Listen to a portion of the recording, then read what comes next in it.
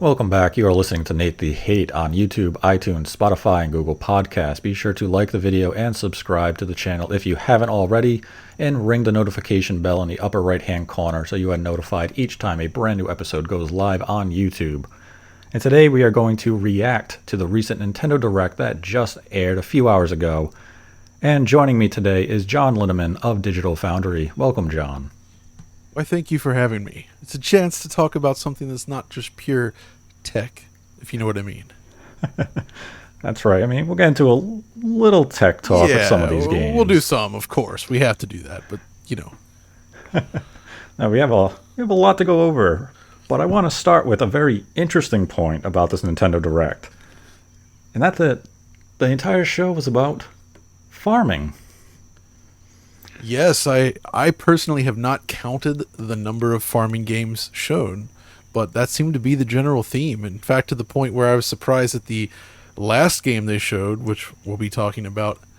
I kind of expected farming to pop up in there as well. But, yeah, dude, there's so many farming games happening right now. My only guess is that it's this reaction to games like Stardew Valley and Animal Crossing just tearing up the charts, and these developers want in, you know, and we're finally seeing the fruits of those labors.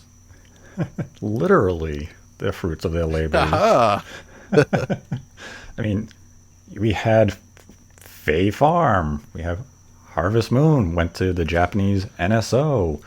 We have way too many farm games to make note of, and ironically enough, if you watch the North American stream, you only got about half the amount of farming that the Japanese stream got.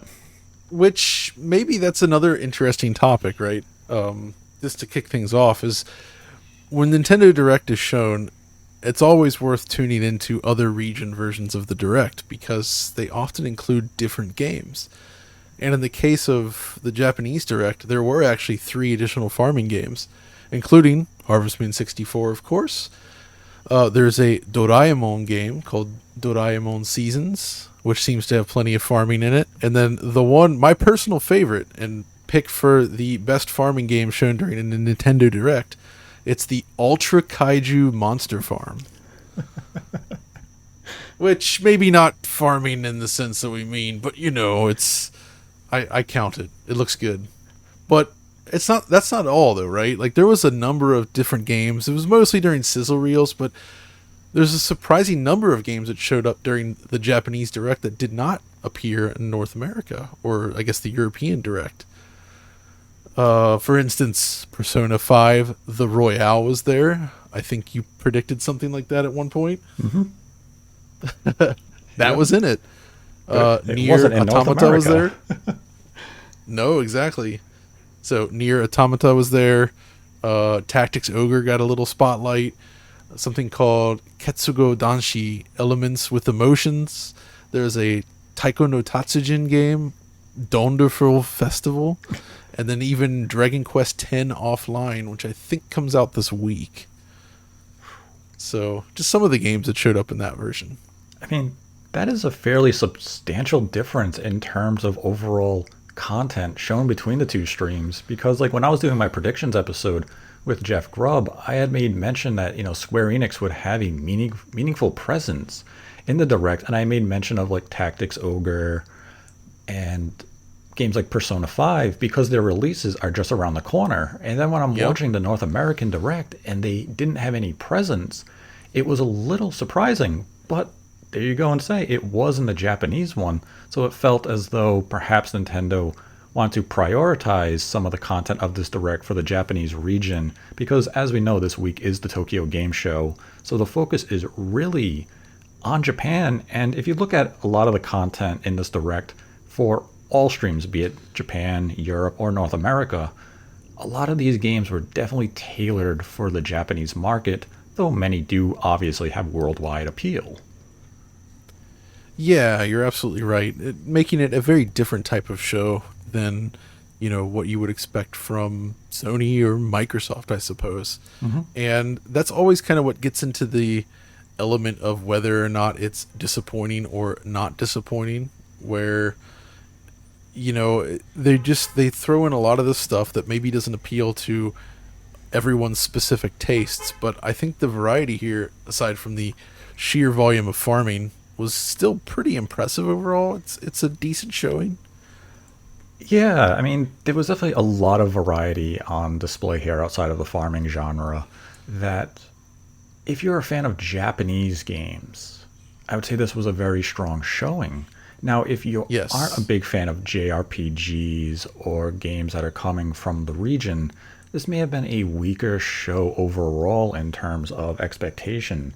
But I would say that this definitely it had a focus, and the focus just It did. happened to be Japanese developers. And that's Yeah, and remakes. yes, and remakes farming in Japan. And I mean, yeah, there were some new announcements also tossed in the mix. But a good point you brought up was the expectations. Every Yes. every direct has a high level of expectation that come with them, whether they are partner directs, mini directs, or the standard general direct like we just got.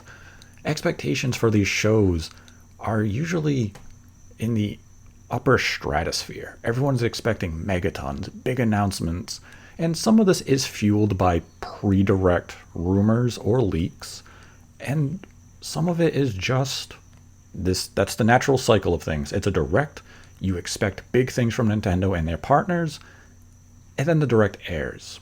So I think there's sort of two sides to this. There's the pre-release period before the direct hits, and I would say this also applies to, like, say, the state of play stuff from Sony as well, right? When a new show is announced, the hype goes through the roof. You always have the YouTubers making videos getting super hyped, like, oh, new direct is gonna be the best thing ever, and then like an hour after it airs, new video out, worst thing ever, right? That's the cycle. And that's the problem, is that second half of the cycle. I think it's fun to talk with friends, people online, and sort of get into the hype a little bit, as long as you understand that it's not always going to be realized, right? It's fun to dream big.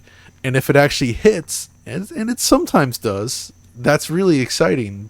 But when it doesn't, I don't think it's healthy for anyone, or the industry, your own expectations or anything, to basically just get angry over it. And people do seem to get pretty upset over this stuff, and it just makes me question, like, what's even the point?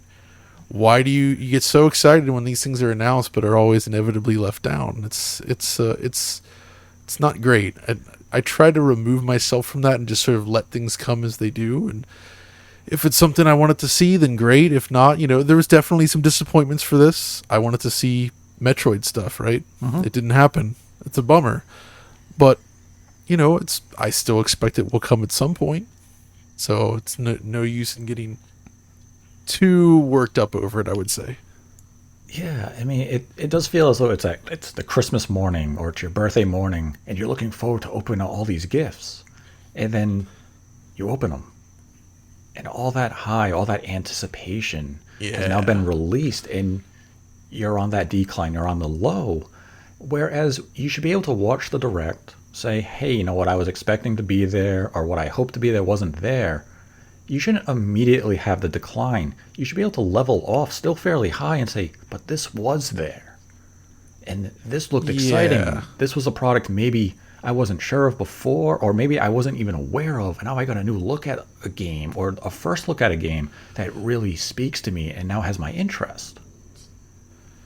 Yeah, and I mean, that's not to say we should tell people how to think on this, right? If you Right. want to be disappointed, by all means, go for it. It's just, I actually think you would get a lot more out of this if you change your line of thinking on these things.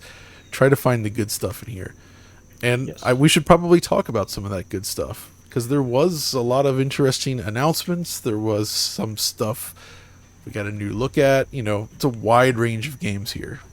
Yeah, there was a large range of games. And, we'll start with the biggest game of the show, and it is the game that ended the show. And that was The Legend of Zelda Tears of the Kingdom, coming to Nintendo Switch on May 12th, 2023.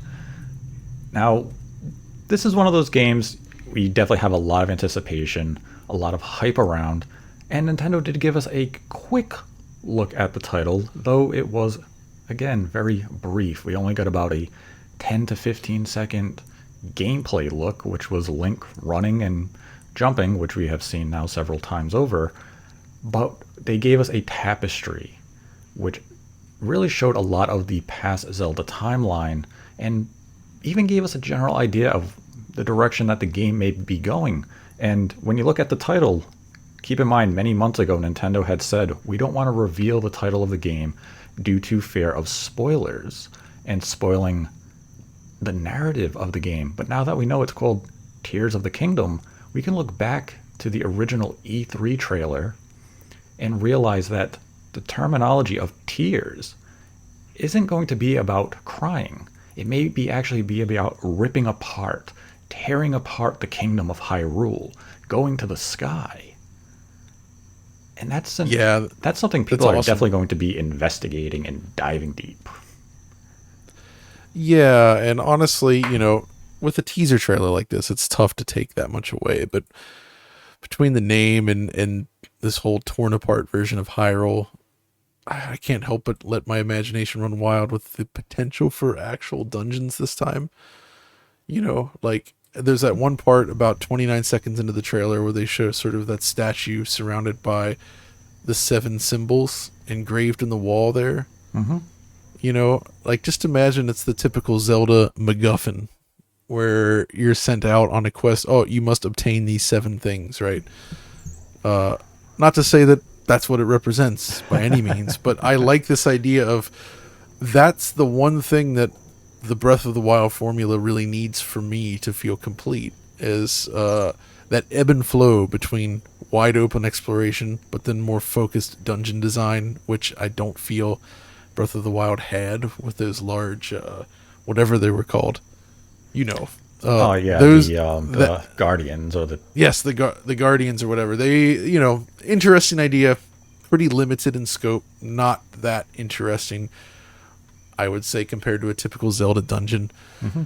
So that's really what I would like. But even without that, like just this focus on the sky, the floating islands, like it's a very striking imagery and it's an interesting concept. I've always had a fascination with games that sort of explore this. Obviously, something like Skies of Arcadia is still one of my favorites. Yes. And the themes of that game specifically are one of the reasons why. Mm-hmm. And I'm kind of pretty excited to see them exploring this direction in Zelda. Yeah, I mean, like imagine if they do take a page from Skies of Arcadia in terms of how you utilize the sky exploration, have the unique dungeons, and all that stuff that we have from previous Zelda games. I mean, this could be a very expansive, inventive, and creative take on the Zelda franchise beyond what we even saw at Breath of the Wild, which was revolutionary for its time. And Nintendo looked at Breath of the Wild and said, we have to up the ante. We can't just do Breath of the Wild 2 with the same basic stable of game elements. We have to expand, and going to the sky is that natural means of expansion. Now, yeah, I mean, now we have to see how they really utilize that, because we haven't had any indication of how they're going to do it with the trailers. We've had a very limited look in terms of gameplay direction. Right. But you have to imagine they went to the sky. We have the floating islands because they have creative new ideas of how we can interact with this world beyond just follow this linear path, solve this puzzle. Hopefully it kind of stacks on itself and there's a lot of, verticality to progression.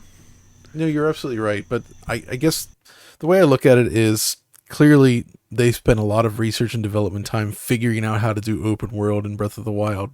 And they came up with a formula that, while it does follow some open world tropes, it is unique. It was basically Nintendo's attempt to solve the open world formula and overcome some of the issues that many of us have complained about, right?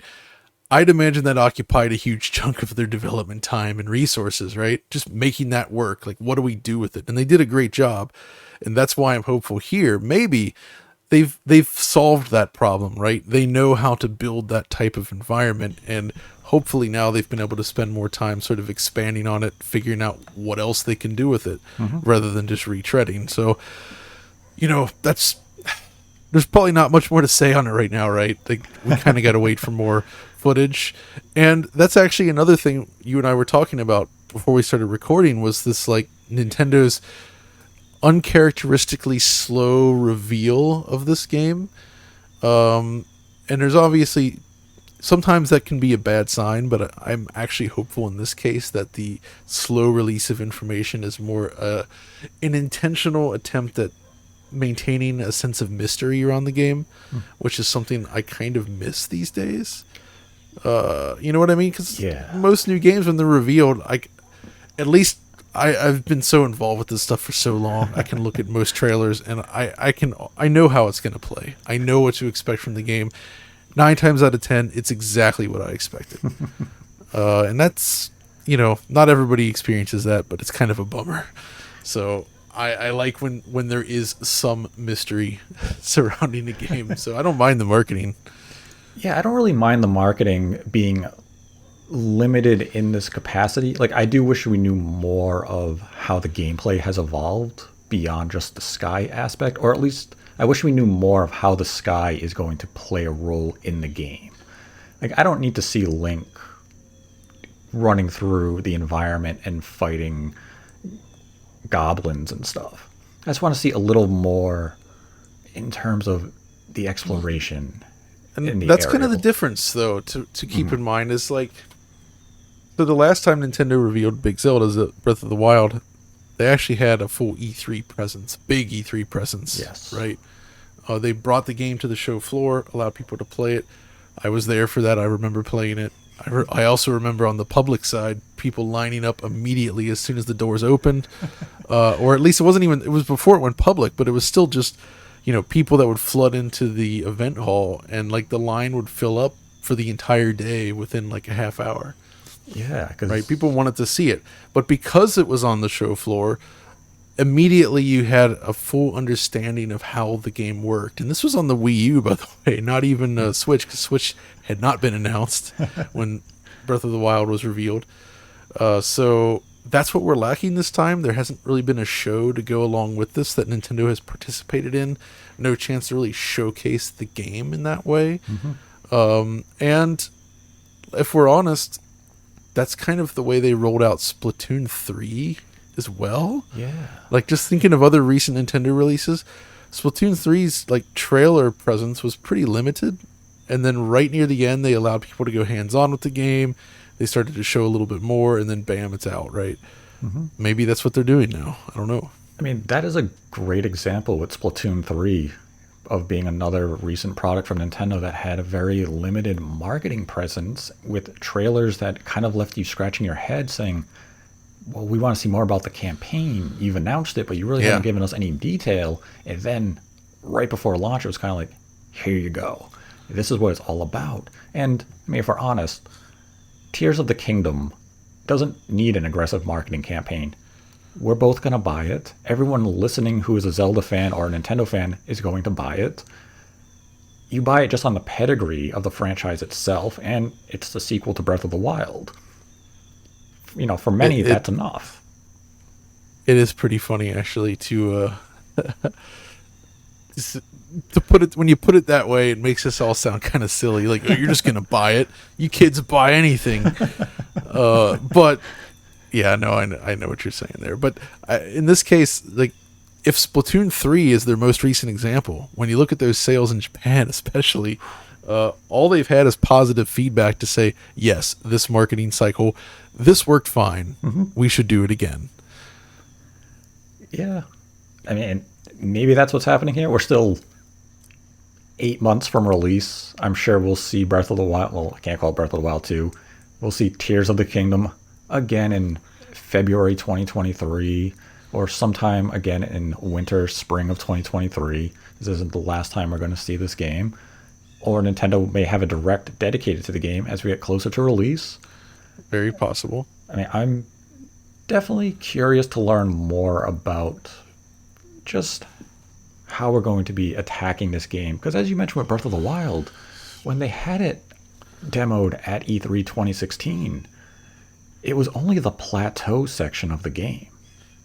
Yeah, which, by the way, brilliant opener to that game. Yes. Really sort of forced you to learn the ropes before letting you off, and yet you could see the rest of the world. Man, that was smart. Yeah, I mean, the plateau is probably the best tutorial sequence I've ever seen in a game. And, you have to wonder, is this going to have that similar impact? Are we going to have that epic opening moment where we're in the sky, atop a mountain, or in like a caldera, and then all of a sudden you just see that sky map become available to you? I'm seeing it right now. The Legend of Zelda Skyward Sword. No. Don't wish Sorry, that upon us. I had to do it. That Hey, I developed a love of Skyward Sword after the Switch version.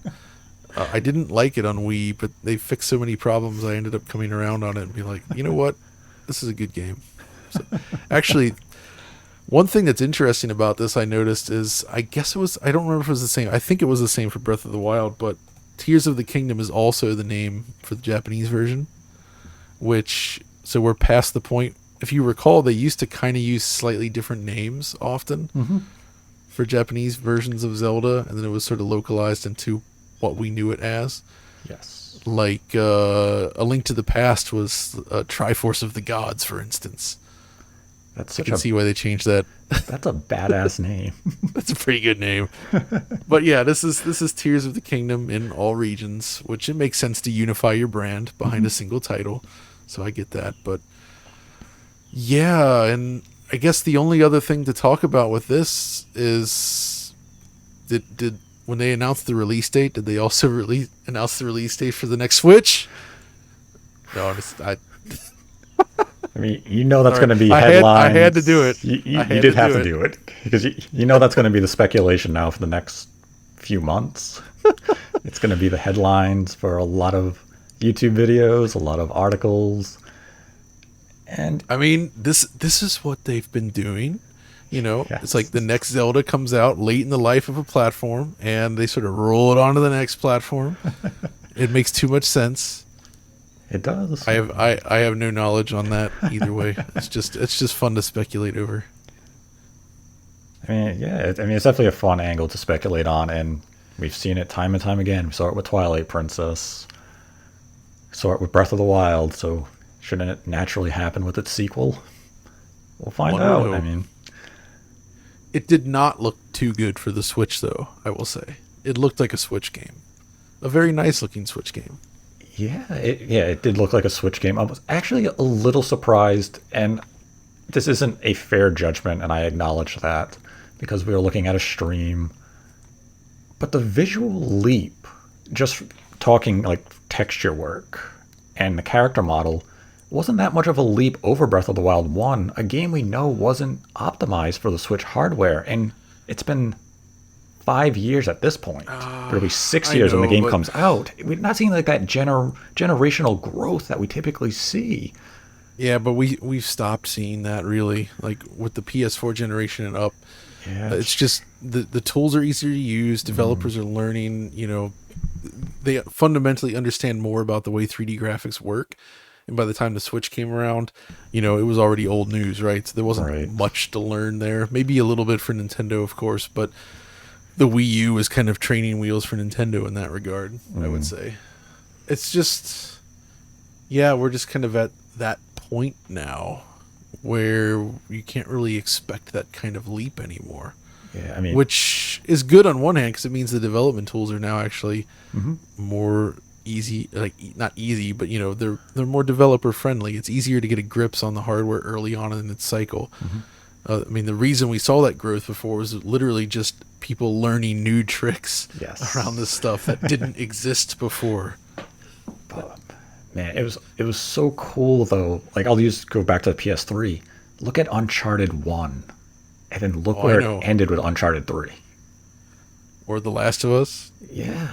Like, it didn't even feel as though early PS3 games were on the same hardware compared to late PS3 games. And I mean, that's just them leveraging, Hmm. basically solving problems with with the way they developed for that system.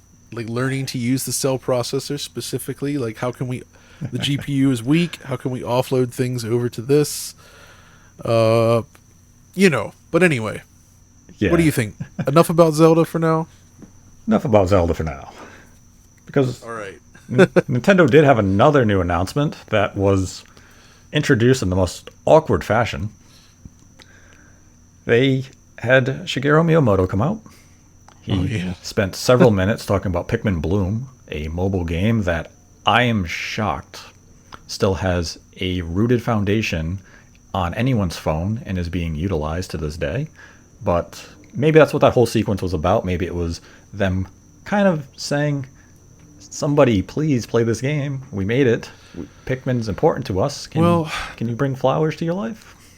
it's kind of a way to set up what would come next, which we'll talk about in a second. But where it's like reminding people, this is Yeah. Pikmin. If you forgot, there is a Pikmin product on the market right now. It's just a chance to remind people of this because personally, I had actually forgotten. I think a lot of people did.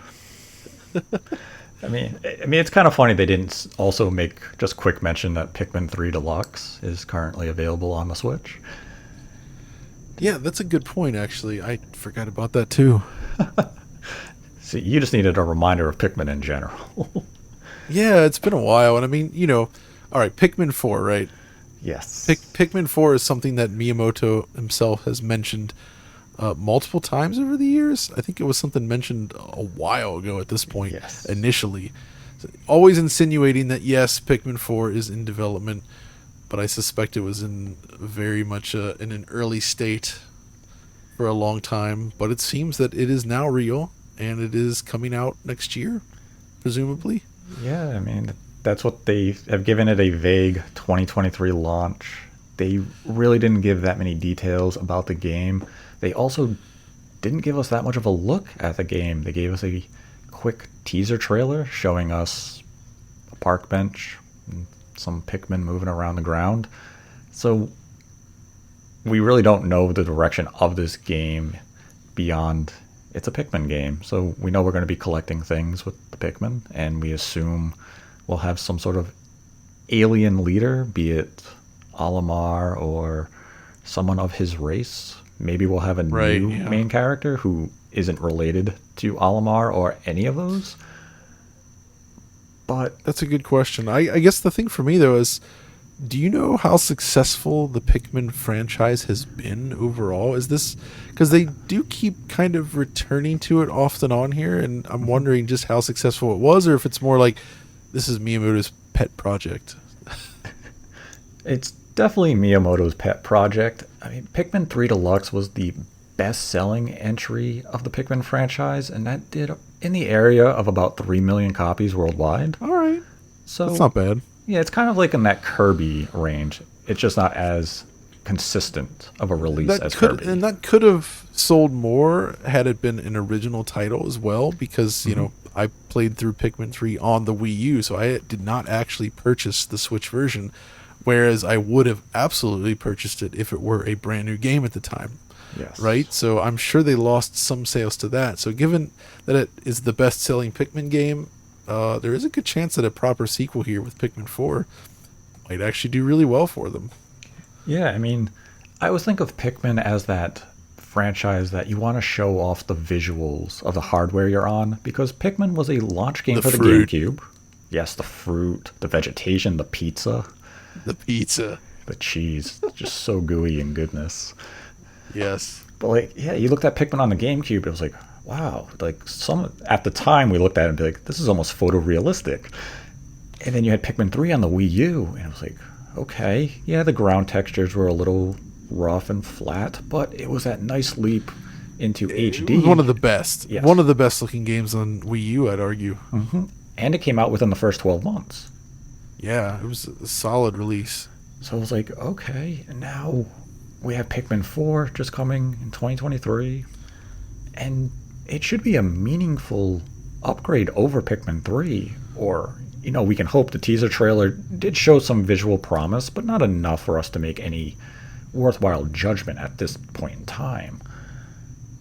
But I mean, No, I mean, and yeah, it's they did show that sort of ground level camera though. Did you notice that? yes. They made a point of that specifically, Yeah, so which I thought was interesting. maybe that's a look at some of the innovations they've been making since Pikmin 3 and how we're going to be able to interact with the environment and the characters. I mean, obviously a lot more to learn about the game, but I'd say my interest is certainly peaked, and I'm curious what the direction they're going to go with this new entry. Agreed. And ironically enough, this is the final new game from Nintendo, not counting remakes, Uh, from this direct, and it's Fire Emblem Engage. Not the most the N-Gage, Yes, side the- talking. Nokia making a comeback. It's not the most exciting name of a Fire Emblem game, especially compared to something like Three Houses, which was it was a nice name. Told you what it was. You had the three houses for the main characters. This is just Engage, which That's has true. to It's do like, with what's the that about? 3 houses? Okay, gotcha. This one, I don't know. combat, engaging in fights. Actually, okay, I will say I really like the presentation in this one. Yes. Because, so 3 Houses is very well made. It's an excellent Fire Emblem experience, but I'll be honest, I always thought it was a fairly lackluster looking game, visually speaking. It just has this very plain, jagged, not especially striking appearance. I'm not a big fan of the art direction, and that is something that, it still retains the anime-ish aesthetic of recent Fire Emblem games, but I feel like they've gone in a much more bold direction in terms of the overall character designs, even though now I can't unsee it. Some people have suggested the main character looks a bit like a VTuber, Oh no. and I'm like, oh, dang it. But still, overall, I really like the way it's shaping up visually, and just the battlefield stuff is looking great, nice and smooth, and I am actually quite interested in this one. Yeah, like as you mentioned, the visual leap over Three Houses is immediately noticeable. This almost feels like that generational leap. Yeah, we were just talking about that, and I think it's just Zelda Breath of the Wild was just a beautifully designed game from a visual perspective, whereas Three Houses Just- very to me this looks like a generic-ish, Yes. if that's a word, a PS3 era game, just kind of like Yeah. nothing special. Game was good, but visually not great. And this, The thing is, though, with a lot of this footage, I can't tell. I assume a lot of the early parts of the trailer, it's just video, pre-rendered stuff, because it looks far too rich and detailed. But once they actually get into the more gameplay-looking stuff, the actual quality of the character model seems to hold up. I absolutely love the effect for zooming into the combat. Yes. Did you notice? Yeah. It's very fluid and nice looking now.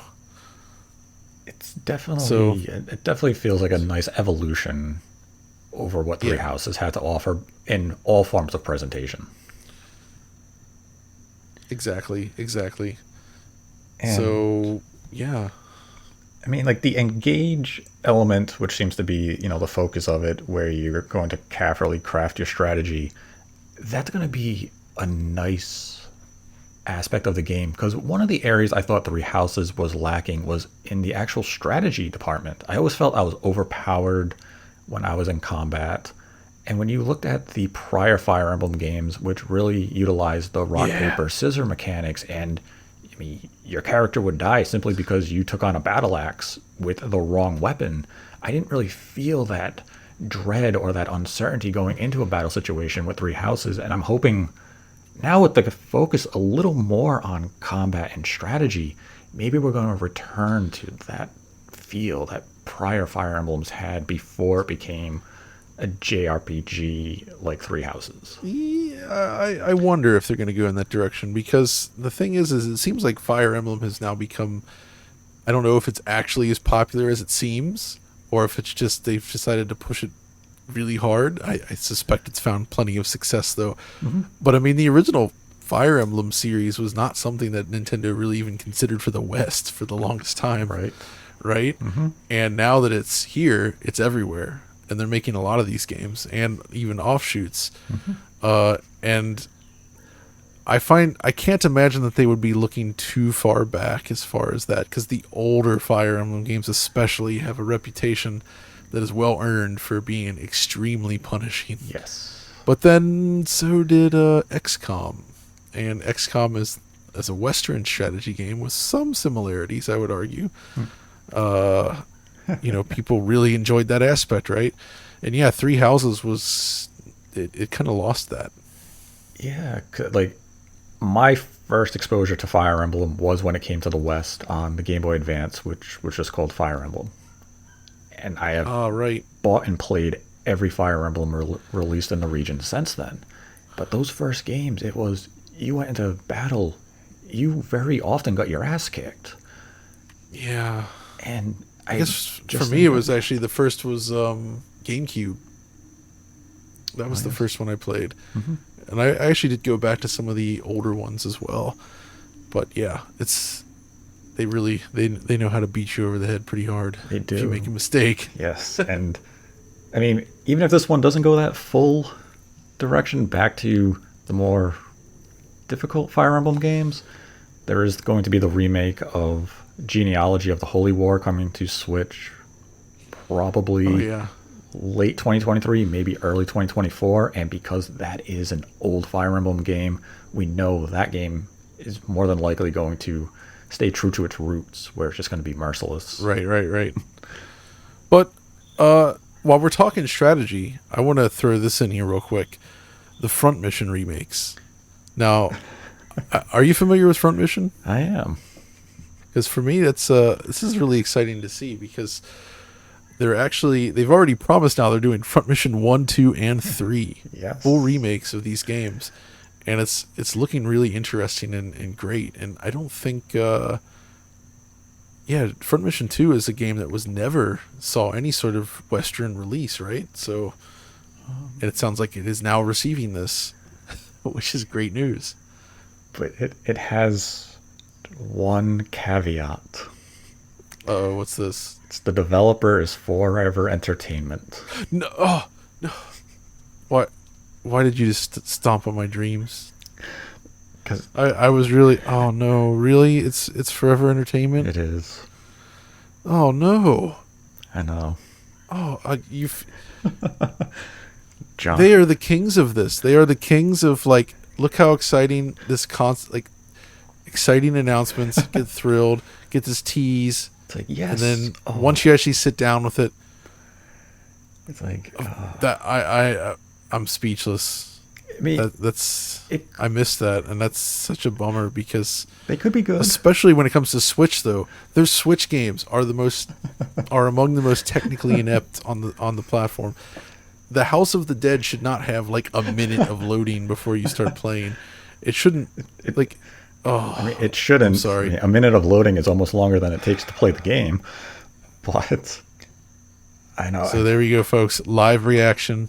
Extreme disappointment. You just listen to John's give it a chance. Heartbreak. I will give it a chance, but they have let me down every single time. You are so excited. I was oh man, I know. I was really excited to see Front Mission coming back. You brought up Front Mission with such enthusiasm, and I had to tell you, it's just Forever stomped Entertainment. all over You that just sat there like, no. No. Oh, well, there you have it, folks. Oh, man. So what else we got? What's not Forever Entertainment? Please tell me there's something else. We got an excellent RPG that's not from Forever Entertainment. I'm listening. But it does have a very curious release path with it. Oh? And that game is Octopath Traveler 2, coming to Nintendo Switch, PlayStation, and Steam on February 24th of 2023. And I say this is interesting because Octopath Traveler 1 never went to PlayStation. It's on Xbox, yet the Xbox is not getting the sequel. Yeah. I genuinely don't understand what happened there. Like, what? I mean, Octopath Traveler came to Xbox after Switch, obviously. It was a later release. It was initially just for the Switch. But why not continue it on the Xbox as well? I don't understand. That's baffling. It is baffling, but I will say this, though. So Octopath Traveler got a physical release on Switch. It did not get that on Xbox. Because it's day and date on other platforms now, however, I'm hopeful we'll actually get a proper, PlayStation physical release of this as this time. Because Octopath Traveler on Switch didn't exactly run that well.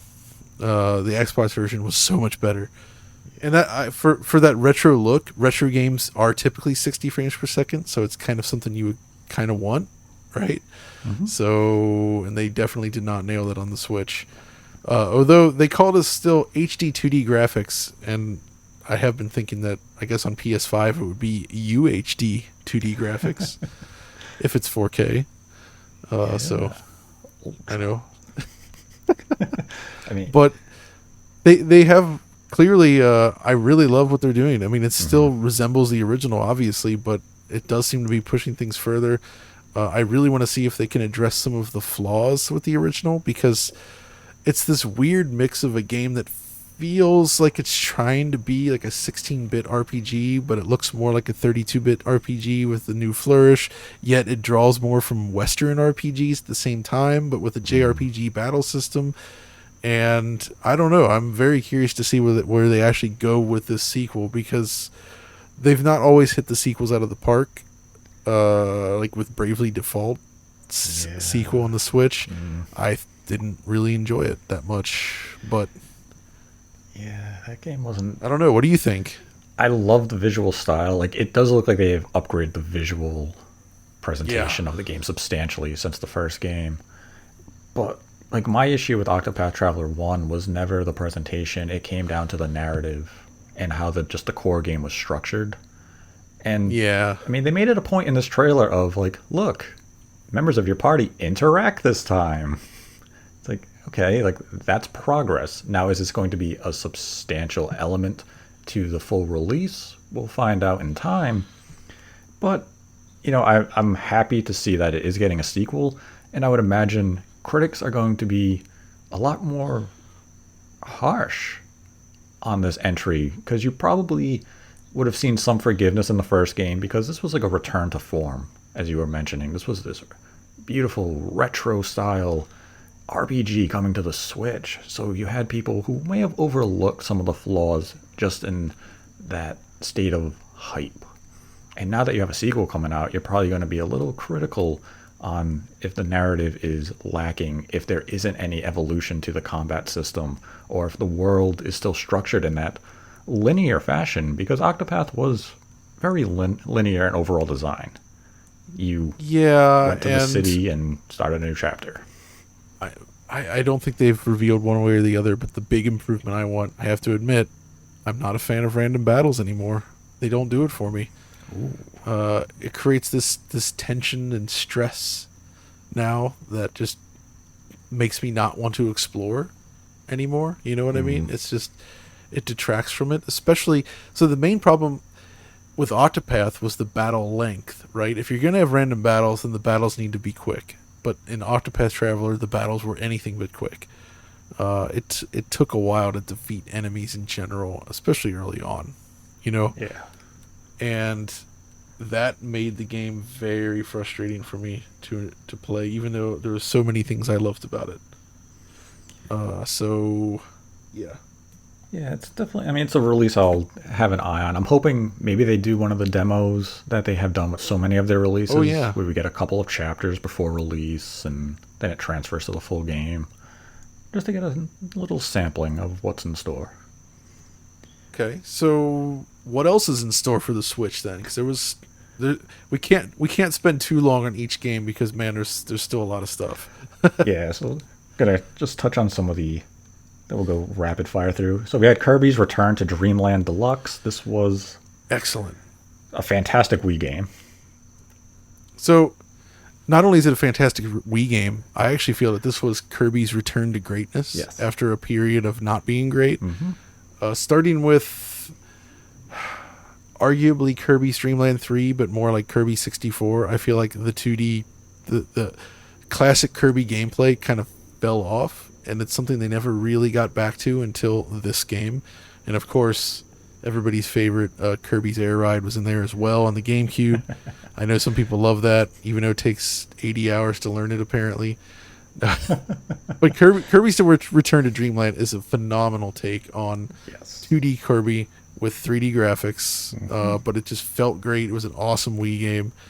I'm really excited to see it returning because the Wii is actually one of those systems I don't like pulling out, because the combination of the sensor bar, the batteries in the remotes, getting all that stuff set up, like, it's actually kind of a hassle. It's one of the few retro systems I don't like to deal with. So having a new enhanced version on something like the Switch, that sounds great. Yeah, this is a day one game for me. I can't wait to revisit my return to Dreamland. Dude, Kirby's just on fire though lately. Like, there's a lot of good Kirby games that have come out. I mean, not all of them have been perfect, mind you, but the most recent one, Forgotten Land, incredible. This is great. I enjoyed Forgotten. All the 3DS ones. Yeah, like Forgotten I enjoyed. I wish they had pushed the envelope a little further with the 3D aspect. Like, it felt as though they did take the 2D Kirby and put it into full 3D. I just wish it was a little more risky in 3D design. I think they were really struggling though with the targeting of Kirby, like doing Kirby in 3D, like sucking things up and spitting them back out. That's a pretty tricky thing, and I think they got that right. And they probably didn't want to push it too far, given that this was the first time they actually launched a 3D Kirby game. So maybe, I guess my only complaint with that, it's not really a complaint, but I wish they had leaned more into the sort of the melancholy nature of the world. Yeah. You know, it was a little bit too happy given what the world was like. And I kept thinking about, do you remember Fragile Dreams on the Wii? Yes. Like the mood and the vibe that game had. Yep. That's the vibe I imagined for this Kirby game that they never quite realized. And man, so close, but still great either way. Yes, definitely a fantastic game. If you're in the mood for Kirby, pick up Forgotten Land and pick up Return to Dreamland when it comes out in February. Then had Nintendo announced the next batch of N64 games for NSO. Well, I mean, a lot. That's an interesting one because, I actually do keep a real N64 hooked up that's nicely modded to improve the video quality. So this stuff doesn't appeal to me because the emulation is not amazing. There are inaccuracies, but most people don't have an easy way to play N64, and in fact, it's turned out to be one of the most difficult systems to sort of revisit on modern displays, right? So I see the value in putting this stuff out there, and of the games they revealed here, I mean, there's a lot of Mario Party, that's for sure. I don't know if that's really a good idea for those Joy-Con, though. It seems risky. Yeah. You know what I mean? Yeah. Gonna have a lot more reports of drift coming in. Yeah, but Pilot Wing 64 was interesting because that's a game. Oh man, I'm doing the technical stuff again. That's a game that had an uncapped frame rate on N64, and the emulator is obviously able to push it at a much higher frame rate. So it's like kind of mostly 60 frames per second now, which is awesome, right? Yep. So I mean, it should be the definitive way to play the game, or we could hope. Yeah, but yeah, it's nice. It is interesting that the 2022 lineup that they announced, it's Pilot Wing 64, Mario Party, and Mario Party 2. So there's not a lot of variety there. And then in 2023, we'll get Mario Party 3, Pokemon Stadium, Pokemon Stadium 2, 1080 Snowboarding, and Excite Bike 64.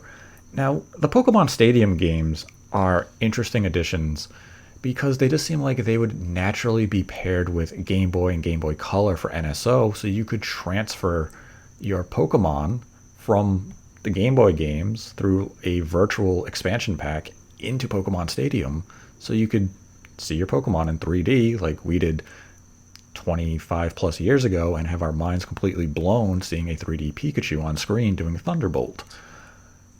Well, and also, though, what's weird to me, I guess, is, I mean, what is their history with re-releasing Pokemon games? It's usually a bit How mixed because the Pokemon Company hasn't always been forthcoming with that's allowing access to past Pokemon games. So see that's what I was thinking, because this is old generation Pokemon, right? mhm. So it's kind of fascinating that they're putting these out like this. I mean, I think that's great. Why not? But it is slightly unusual because it is not exactly jiving with the current state of Pokemon. It's like a time capsule, if you will. Yeah, that's true. I mean, yeah, it speaks to the older generation from like Gen 1 and Gen 2, whereas Right. the new audience really isn't familiar with the original 151 Pokemon. They're familiar with them if they have appeared in the more recent Pokemon games, but they don't understand the significance that, those original starting three would have had on our generation. Exactly. So, I mean, they're definitely interesting NSO releases. I think a lot of people will be happy with them. But there was one big one, and it's coming Oh to. yeah, they did the one. They did the one more thing. They did the one more thing with NSO, and I can't help feel as though it could have been a little better than what it is. But GoldenEye 007 is coming to Nintendo Switch via Nintendo Switch Online, and it will have online multiplayer for the first time. And it's also coming to Xbox and Game Pass with 4K resolution, achievements, smoother frame rate, but it will not have online multiplayer on the Xbox. And Yeah, that's weird. this release is an odd one for one reason, and it's that we know Rare had developed a remaster of GoldenEye 007 for Xbox Live Arcade back during the Xbox 360 generation. The game is complete, and this is the version we get. Exactly. So I'm sure it's just a case of they either no longer have the source code for it. There's rights issues. There could be any number of reasons why that did not work out. Maybe Nintendo only wants to preserve this original version. Who knows? But yeah, for a while that was just kind of a thing that was known, but then it got leaked last year. And I even did a stream on this, but I've played through it. And it is essentially in the mold of what would happen later with things such as the Halo anniversaries, the Monkey Island collections on console, where you could essentially press a button to toggle between the original graphics and the new enhanced graphics. And it ran at 60 frames per second.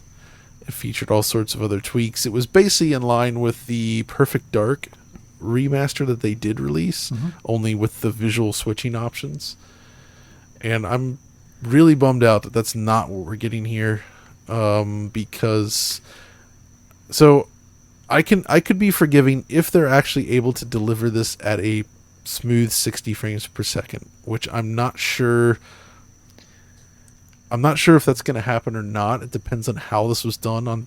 It's obvious that on Switch, if it's using NSO, then it's probably just emulated. Yes. And we know GoldenEye can be modified via emulators due to the way its frame rate cap worked, which is very different from most games in the system. So it is actually theoretically possible to boost performance in that a lot, which would be great. On Xbox, though, maybe it is an actual new iteration of the game somehow. Maybe still based on emulation, but they're clearly doing something with it. If they get the performance down, then I could live with those original graphics just to have a nice, smooth, official version. But it is a little bit weird that there's not feature parity there. And there's also confusion around actually getting your hands on it. So they mentioned Game Pass, and then they mentioned Rare Replay. But the language around Rare Replay was that if you own the digital version, you get this game as part of it. But they sold this game on a disc, and that's how I actually own it. And are they saying you must go purchase Rare Replay or just rely on Game Pass where you don't own it? Or I guess you would. are they just get a not mentioning the disc? I guess they'll just give you a digital copy if you have your disc in. That's what I don't know. That's the hope. It should work. Yeah. Somebody mentioned, it was on Twitter when I was mentioning this. It was actually Ray Barnhold brought this up, that hey, maybe they're not mentioning it because the disc is now discontinued. they don't sell it, Oh, right? So so they wouldn't necessarily mention a product that they don't sell anymore. But that doesn't mean for sure that it won't also work on there. So I still have hope that it'll just be part of that. And, it's an interesting addition, I would say. But it makes me wonder if this was actually something that they originally wanted to do with Rare Replay in the first place. I mean, my first instinct would say yes. Like maybe Right? this was that Rare Replay version that we've seen the interviews about that have come out via leaks, and that was shelved last minute, which was believed because Nintendo had said, no, no, no, we're not giving you permission for that. And you almost have to wonder if the parity difference with this release was Nintendo saying, we're going to allow you to release GoldenEye on the N64, but we want the better version. We have to have a reason. Well, they're not going to have the better version aside from the online play. Maybe to them that was enough of an incentive to lure NSO subscribers to the service over going to Game Pass. Maybe. It's just a shame that it's a subscriber-focused thing. They could have sold this as a standalone product if it had been the XBLA version, basically, right? And they could have... That thing could have been done on Switch with ease and on the other platforms. We know Nintendo and Microsoft had to enter some negotiation to make this deal happen. And this ultimately is what was decided upon. But it would have benefited everybody involved, both Nintendo, Microsoft, and the consumer, had you done like this NSO release. Let's say the NSO version of GoldenEye 64 was exclusive to Switch, and then Switch and Xbox got that XBL 360 arcade version with the remastered textures and enhanced graphics and everything. Everyone wins. Exactly. You could have had cross-play multiplayer in that version between Switch and Xbox. Who would have said no to that? I'm happy. I'm happy GoldenEye has come back. It just feels as though we could have got a better version of GoldenEye in any other timeline. We were that close to a better version. And I'm gonna play it. I have the N64 controller ready for the Switch, and I'll play some multiplayer with friends online if it's serviceable. It's just a shame that it could have been a lot more than what we ended up getting.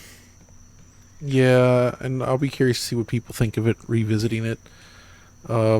It is an interesting game to reveal or to look back on. So, yeah, I don't know. We'll see.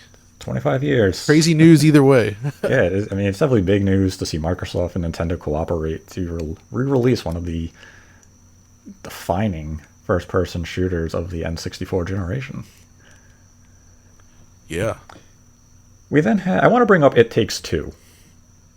Okay. Because this was a very visual and impressive game, even enhanced for PlayStation and Xbox consoles. And at some point, I believe it was even said that this would be an impossible release for the Switch by the developers. And here we are. It is coming to Switch later this year in November. And we did get a glimpse at the visual fidelity of the game running on Switch in the Direct. And it is a noticeable downgrade from the PlayStation and Xbox versions. But considering it is an Unreal Engine 4 game, the downgrade isn't as severe as I was expecting. Yeah, so that's what surprised me about it. It's a pretty high-end Unreal Engine game, given that it's always in split screen, right? And there's some very impressive environments and lighting, and just it's very well done. Clearly, sacrifices had to be made to get it to Switch, but they all seem within reason. The frame rate seems to be smooth. It's shaping up to be a nice port. Then you have stuff like the local co-op play where you can use two Switches to play together, which is actually very appealing. I think that's a great addition right there. Mm-hmm. At this point in the generation, I'm still happy to see this type of stuff exist on the Switch and not just give up and say, let's just do cloud streaming, which never works on this, especially on the Switch. Speaking of cloud streaming, Capcom is bringing Resident Evil Village, Resident Evil 2 Remake, and Resident Evil 3 Remake to Switch right now via the cloud. When are they going to learn? I mean, Yay. it's no secret I hate cloud streaming, but it can be so much better than this, right? Like GeForce Now and all that, those look all right. But the actual quality of streaming on the Switch is among the worst I've ever seen. Not one game has done it well. The performance is terrible. The image quality is terrible. It feels bad. It's not good. It's not worth your money. Don't play it this way unless you just really genuinely have no other way to play it and don't care about quality. If you just like I like playing bad YouTube videos that barely work, like, then that's what you get. No, actually, that's insulting to YouTube.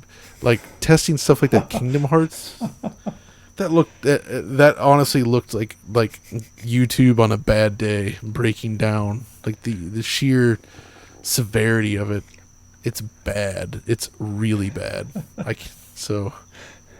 But hey, I'm probably being hyperbolic just because I really don't like streaming. But honestly, even people that do love streaming, I don't see how they would be pleased with this, because it makes streaming look worse than it probably really is. Yeah, that's true.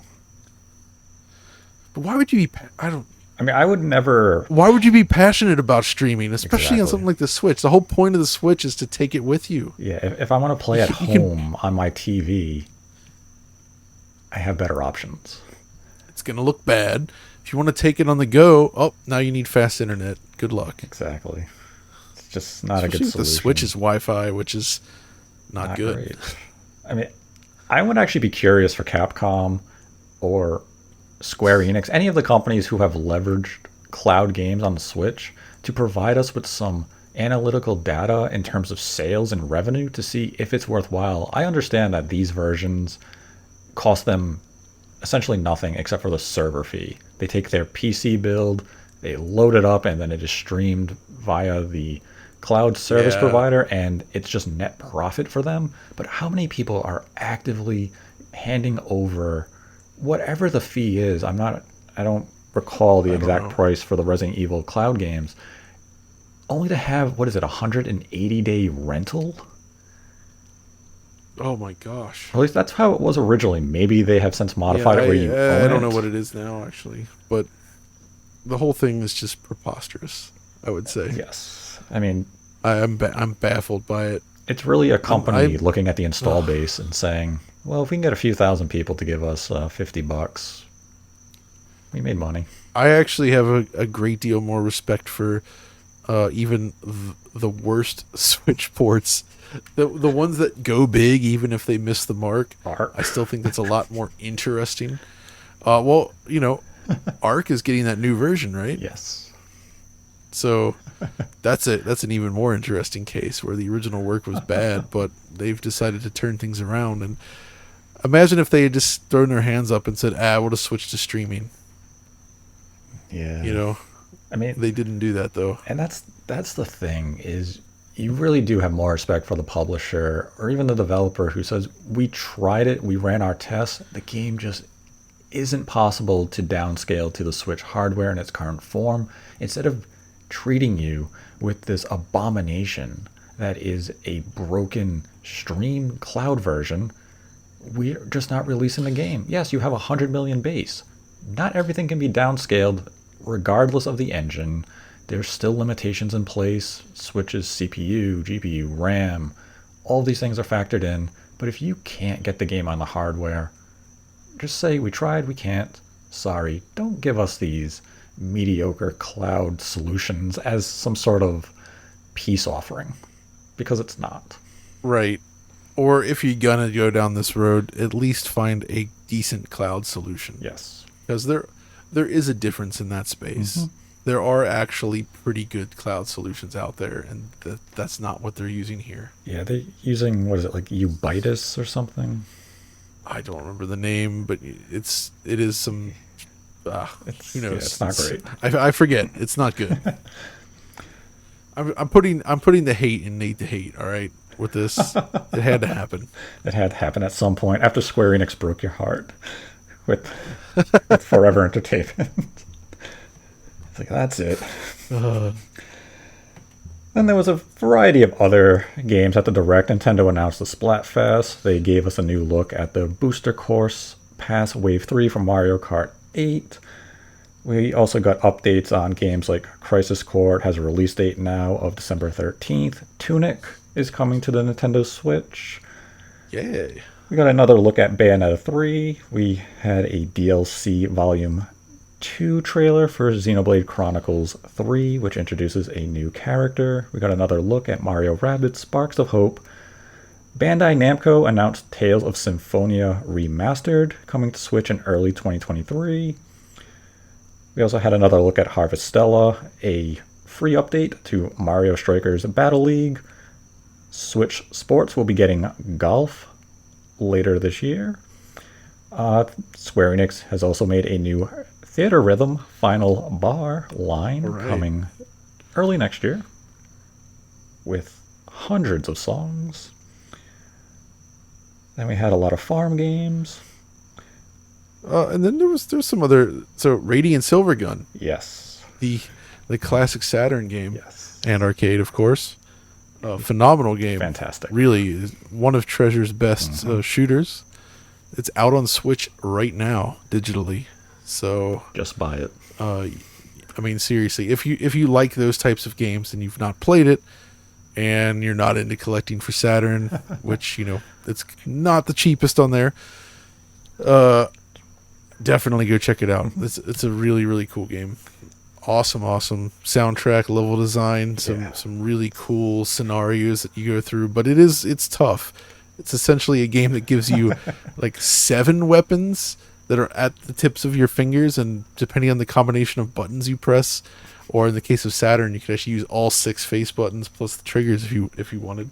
Yeah. It's a little bit to wrap your head around, but it's very, very cool. I do recommend that for sure. Also, Fatal Frame Mask of the Lunar Eclipse. Yeah, this the Wii installment, which I think was created partially with or by Grasshopper Manufacturer. That's right. It was very technically rough on Switch. I did track down a copy and play through it, and I like it, but it was flawed in a lot of ways, and so just having an improved version of that game available in the West as well, that's cool. I'm glad that the full series is essentially now available to everyone. Although, I mean, 1, 2, and 3, they are available in the West, but I'm not. Those haven't been like re-released, have they? At any point? I don't believe so, because so those were PlayStation 2 games. Yeah. Although the second one and the first one, actually, I think both were released on Xbox as well. Yes. So they're out there though. Yeah. Then Nintendo got the license, did the Wii game, and we got the Wii U one, which was just and Reggie re-released. was like, well, you guys can't have this. Yeah, Reggie and everyone's like, this game's not good enough for you. Like, but can we have it? No. Like, can we have Xenoblade? No. Disaster? No. The Last Story? Oh no. yeah, Disaster. We eventually got some of the games, Yeah. but it came through like third parties, and Nintendo finally conceded and gave us Xenoblade Chronicles after Europe agreed to like localize it. Nintendo of America was a weird time back then. They were all in on that Wii stuff, They were asking for Wii Music 2. Like, you guys can have Fatal Frame or Wii Music 2? Music 2. Like, what? Like, Reggie, what are you talking about? Yeah, I'm really looking forward to Fatal Frame Mask of the Lunar Eclipse. It'll be my first time playing that. We had some interesting other announcements, like Fitness Boxing Fist of the North Star.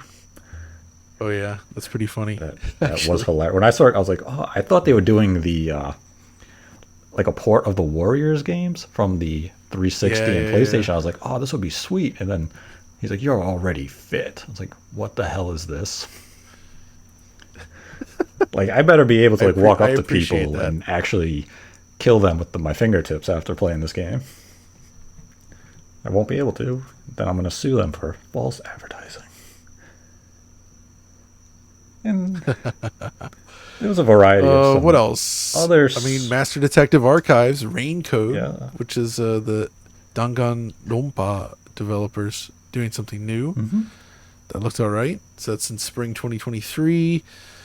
What else else was there? There was, I mean, I don't really feel like getting into details on this because it's fairly soon, but Mario Rabbids Sparks of Hope, Yeah, I mean, that was that shown. was Although, shown. I mean, it looked a little bit too good for the. No, I'm just kidding. You already started that with Tears of the Kingdom. No, it looked like a Switch game, just a good looking Switch game. Yeah, one that has noticeable improvements over its predecessor. Yep. I mean, it's the Snowdrop engine, Yes. right? Mhm. So it's one of Ubisoft's best engines, I would say, and they did some great work adapting it to work with Mario and Rabbids, which, as I understand, was no easy task. But those guys doing some awesome stuff on there, so that's really cool. So one thing I do want to touch on before we wrap up this episode is this was a direct in September, and all of the game announcements from Nintendo were games for 2023. Nintendo did not date a single new release for the remainder of 2022 in this direct. And that stood out to me. And as we mentioned, there's a lot of expectation that Metroid Prime 1 remaster, remake, however you want to label it, would come out this holiday in time for the 20th anniversary of the original GameCube release. And given that there hasn't been a Zelda release this calendar year, unless we want to include Majora's Mask for NSO back in February, that would be the first time we haven't had a Zelda game in the calendar year in a decade. And I mean, it stands out to me that Nintendo did not have anything for 2022 in this showing, unless we want to count the DLC, in which case I'm not. You, that is kind of a weird one, isn't it? I mean, They got Splatoon, I guess, and they're just like, yeah, they released Splatoon But 3, and then they said, we have Rabbids from our partners at Ubisoft, we have Bayonetta 3, and we have Pokemon. That's all we officially have for the remainder of this year. maybe that's just all they need. Like I- I guess that's the thing with games these days, though, is I kind of go back and forth on this. I mean, maybe because we do coverage of this stuff, it kind of really catches up to you. But how many games do we really need at any time, right? Yeah. Like the amount of games being released now in this time period, it's impossible to keep up with everything that is interesting to you. So you really have to pick and choose already. Mhm. So, I don't feel like we always constantly need more. And I think Nintendo has always kind of subscribed to this to some degree, where they kind of want to. It's frustrating to some people for sure, but I do get the impression that they want to give their game space. Mhm. They put it out there, people can enjoy it, and hopefully appreciate it before they're just like throwing the next big thing out there. And that's why, I mean, I'm not big on stuff like subscription services, ROM lists, stuff like that. At least for me personally, this creates this sort of like choice paralysis situation, or it causes the issue where you load up a new game, play for 5 minutes, load up another new game, play for 5 minutes, and you never really dig in and give it the time of day. And, with given what's coming out here, I feel like it's just, find the stuff that appeals to you and just try to dig in. I don't know. Does that sound crazy? No, I mean, I wouldn't say it sounds crazy. It's just like you released a big game like Splatoon 3, a game that is meant to last you for years. And you just had Xenoblade Chronicles 3, another lengthy 100-hour RPG. I guess, like, my only hesitation with it is when you look at these games, Xenoblade Chronicles 3 is a very specific market. Splatoon 3, even to an extent. Bayonetta 3, 100% a very specific market. And then you have Pokemon, which, appeals to all ages. But it feels as though you still have that possibility of slotting in something else for this holiday that just differentiates itself from RPG, multiplayer game, hardcore action game.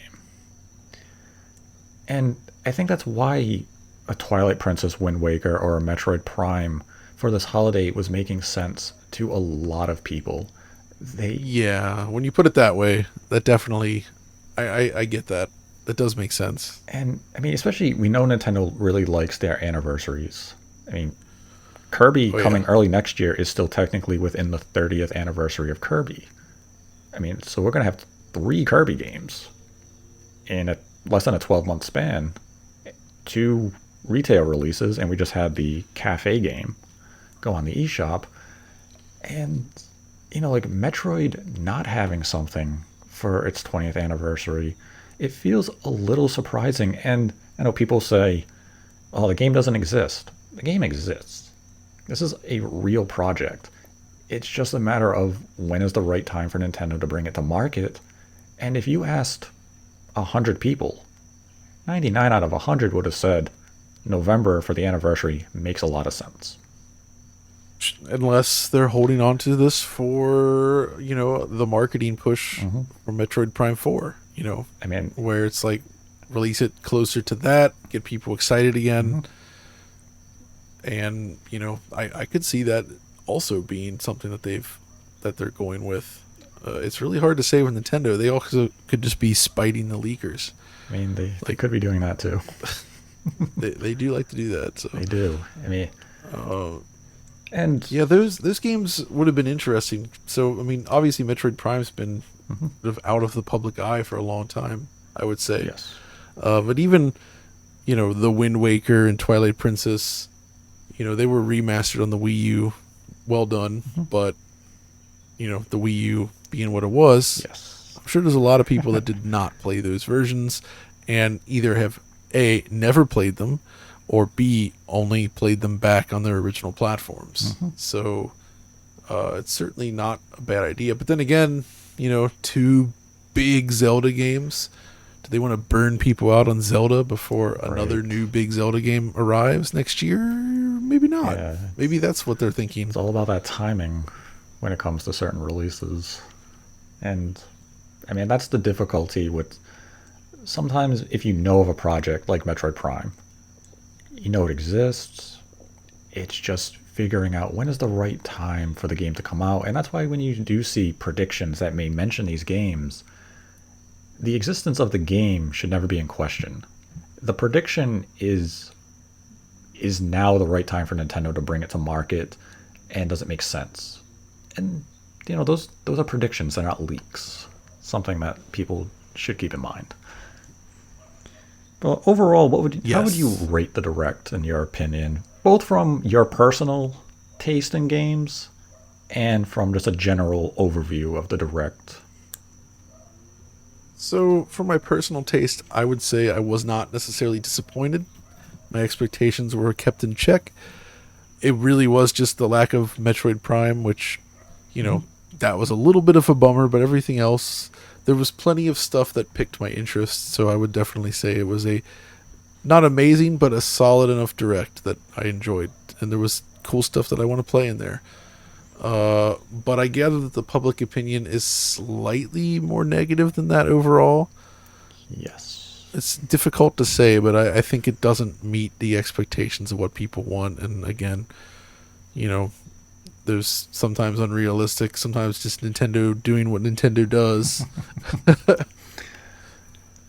Yeah. So, yeah, I mean, I don't know. What's your take on this? I mean, there was a lot of games here that suit my taste. Octopath Traveler 2, Tales of Symphonia, GoldenEye, a lot of those N64 NSO games, actually. Obviously, Zelda. So, like, for me, I would say it was a solid Direct. It wasn't anything too amazing. I didn't walk away from it highly hyped, but I walked away feeling satisfied. But Yeah, that's a fair way to put it. the overall tone to the show, though, I mean, I think it had a lot of variety in software offerings. It just feels as though they did have that focus, which we touched on earlier, that, for lack of a better term, this was a Tokyo Game Show Direct. There were games here that will be featured at the Tokyo Game Show because partners will be demoing them, and Nintendo had the contractual obligation to announce them beforehand, or the privilege to announce them beforehand. And it just wasn't a Direct that was catering to the typical Western audience. And I could see where people That's walked away fair. from that feeling disappointment. It's TGS week, though. Exactly. it it'd be like E3 week happening and complaining that the games were too Western. Yeah. That's Or like kind of what British it was here. Games Week happening and no ZX Spectrum games. Or like all ZX Spectrum games. Yeah, I mean, this was a show for the time that it was being held in. And yeah, if you're not a big fan of Japanese games, you probably did walk away from this direct feeling a little underwhelmed. You got Zelda and you got GoldenEye, and you're probably like, that's it? I wanted something bigger. It can still come. It doesn't have to be in a direct. We know Nintendo likes to use Twitter. And, that's the thing with Nintendo marketing. To announce that DLC. Oh boy. Oh. Yeah. No, I mean, I think that's pretty much fair thing on it. I mean,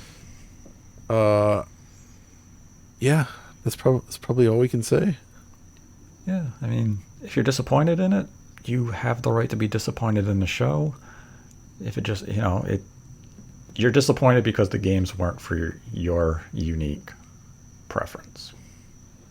Precisely. It wasn't a bad show in terms of content. It was just a bad show for your personal tastes.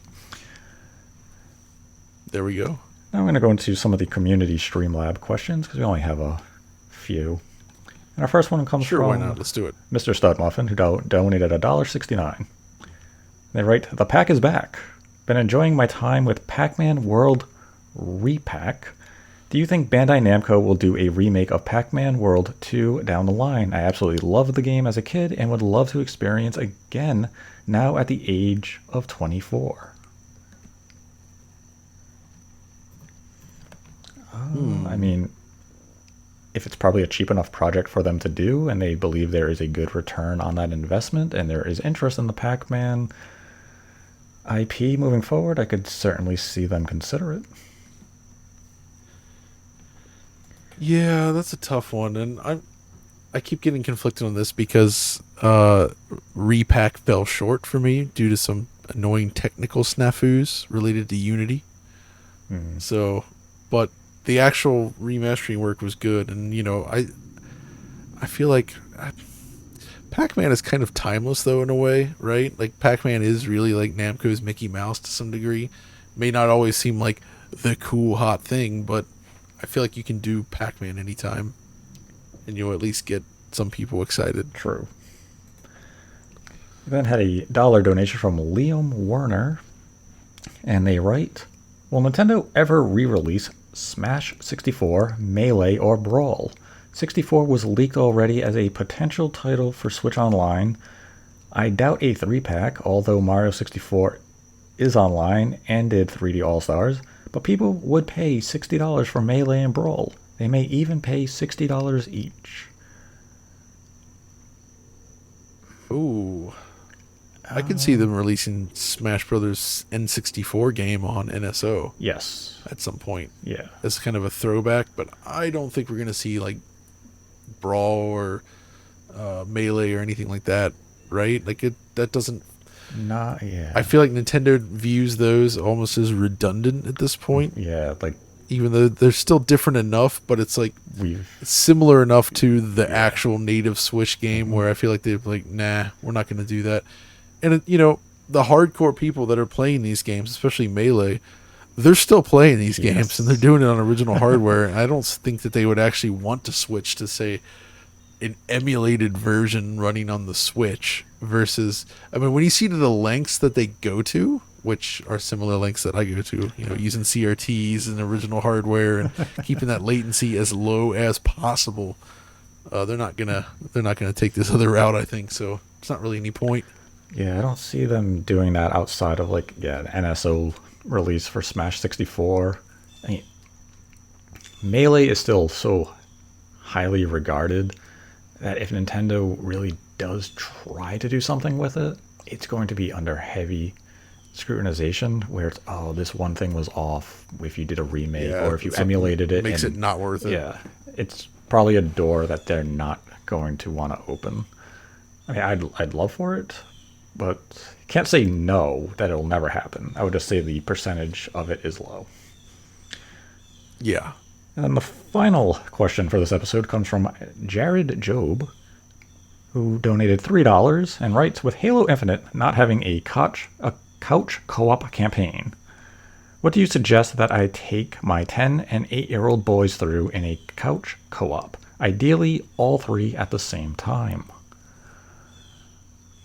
Halo Infinite. Because it does have a couch co-op campaign. I just played through a large chunk of it with my own son, and we had an absolute blast. And I have a video going up for that very soon, but others have done it as well. But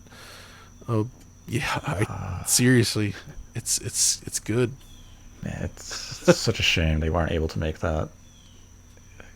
If only it was the caveat there is you actually have to have like a friend online initially, just sitting in the main menu of Halo Infinite to do the trick. And I understand not wanting to mess with all that. It's a little bit of a pain, but unfortunately, I feel like co-op split screen, it's not that much of a thing these days, which is really unfortunate. I mean, the Halo Master Chief Collection is still about the best thing for this, but if you've already gone through it. Yeah, it's not a bad recommendation. I mean, otherwise, we really don't see that many, as you mentioned, couch co-op games, especially from like a Sony or a Microsoft. We still see it from Nintendo, but I mean, if you're playing on the Xbox, maybe do TMNT, Shredder's Revenge, or get the Cowabunga collection. You can play through some of those arcade games in 3-player local co-op. Yeah, that's true. What else is there? I was gonna say Resident Evil 5 is a pretty good co-op game, but then it's like, actually for kids, yeah, maybe not. Yeah, I was thinking of Gears of War. I was like, no. It's like, no. Halo is like right on that edge where it works really well with kids, but not those games, I would say. Oh man, what the heck? Couch co-op, it's tough. How about if you pull out the Move controllers, you should play some Sports Friends, and specifically Johann Sebastian Joust. I got back into that recently with like the full set of 7 people. And have you ever played Johann Sebastian Joust? No. Or do you know what it is? Yes. It's so good. It's absolutely brilliant. Kids love it. Adults love it. Just getting into that, passing the moves out. It's just unbelievable fun. I recommend it. I don't want to break out my Move controllers. Yeah, well, that's a whole different thing. And that was the final Streamlabs question for this week. If you'd like to support the channel, we have a Streamlabs link in our description below. Donate any dollar amount, ask a question, we will answer it at the end of the episode. Donate $100 or more, and we will dedicate the episode to you. I'd like to thank John for joining me this episode. Thanks for having me. That was fun. Hopefully I did not ramble too much. Not at all. It was a fun conversation. I think we got into a lot of good details and opinion analysis of what was shown at the Direct. And we got to break your heart live. Oh, forever. It's forever. Diamonds aren't the only thing that's forever, so is forever itself. They just keep coming back. Forever disappointing. I feel bad. I'm sure there's people working hard on these games, but they need budget. They need something. Time, there's something management. Something. Yeah, exactly. There's something not quite working there, and I really hope that they can figure this out and get it under control, because they sure have an amazing department at essentially obtaining these licenses. And that's yeah. Right? I mean, that's the thing. That's what they do. Panzer Dragoon, House of the Dead. How did you get the? Imagine if we got a movie based on Panzer Dragoon from Uwe Boll. Oh dear God! We already had House of the Dead, so if that ends up happening, I'm blaming this episode. It's too late. Those days are gone. It's in the universe. It's gonna happen now. Damn it! Oh no! But you can find a link to John's Twitter account and DigitalFoundry in our description below. And let us know your thoughts on the Nintendo Direct in the comments section below, and if Forever Entertainment broke your heart as well.